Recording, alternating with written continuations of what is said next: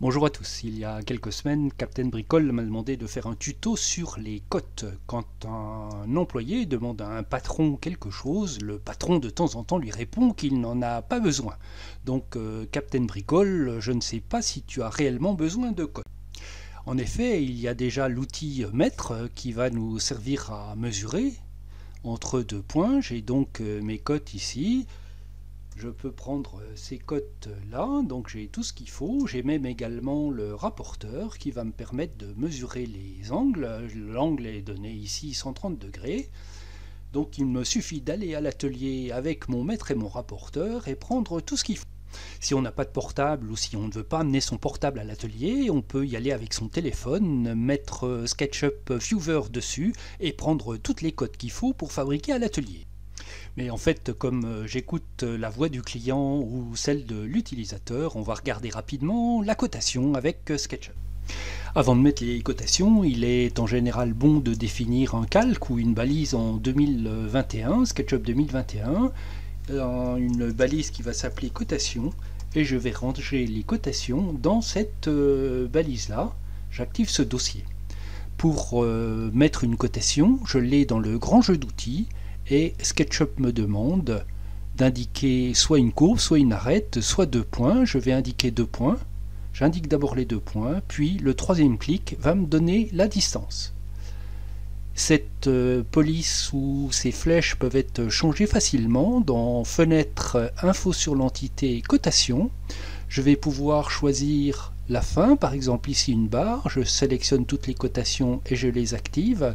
Je vais pouvoir changer ma fonte, il me suffit de cliquer ici et de choisir une fonte. Je peux également, en sortant, changer ma place de cote, M pour modifier, et je vais bouger ma cote à un autre endroit. En sélectionnant ma cote et en faisant un clic droit souris, je peux changer la position du texte, la mettre au début. Je resélectionne ma cote, clic droit souris et je peux la mettre centrée ou à la fin. Voici qui est fait. Et je peux également changer la valeur de ma cote en mettant un autre texte. Ce n'est naturellement pas tellement conseillé. Je vais le remettre au milieu, position centrée. Si j'ai une ligne biaise comme ici, je prends donc les 2 points. Je peux m'aligner sur l'arête ou me mettre suivant la position de ma souris, soit horizontalement, soit verticalement. Voici les 3 positions, donc je peux naturellement mettre les 3 positions à la fois.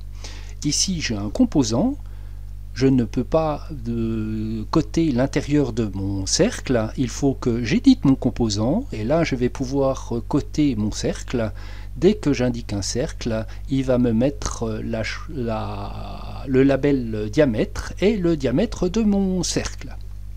Je suis à présent en mode édition de mon composant, donc je peux accéder aux différentes entités. Si je clique une ligne, je vais prendre directement la ligne sans avoir à donner les 2 points. Je prends cette ligne-ci et je clique. Par contre, ma cotation sera à l'intérieur de mon composant, alors que les autres cotations étaient sur l'extérieur, en dehors du composant. J'ai enlevé toutes mes cotations et je vais activer le module mise en page. Et je vais donc faire la mise en page de ce composant. Mon composant apparaît. Dedans apparaît un module de cotation avec un certain nombre de possibilités. Pourquoi on a remis ces cotations ici et non pas l'utilisation directe des cotations, celle-ci.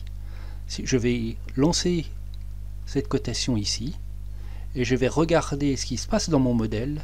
Ma cote apparaît à un autre endroit.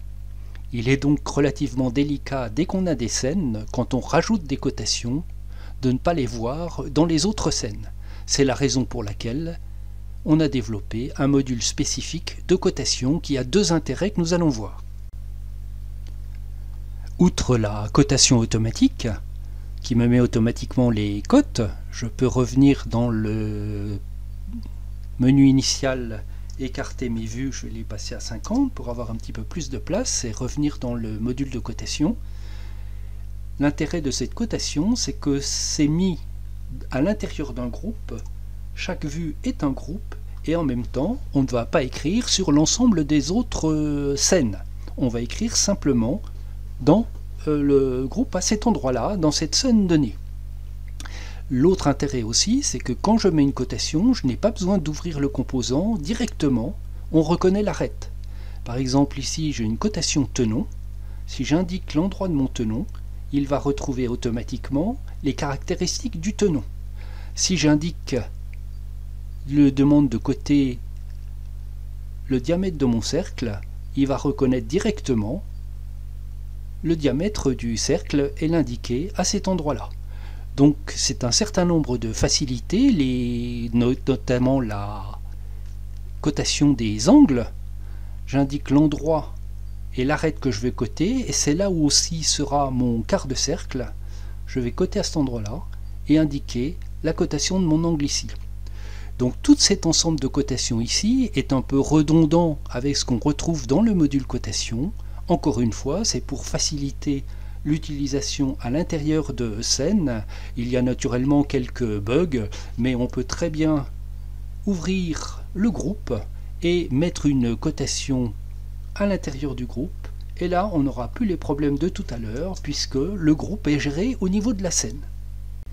S'il y a des questions, postez un commentaire sur cette vidéo ou mettez un mail à vmsup@gmail.com. D'ici là, bonne utilisation des extensions VMSUP et à très bientôt.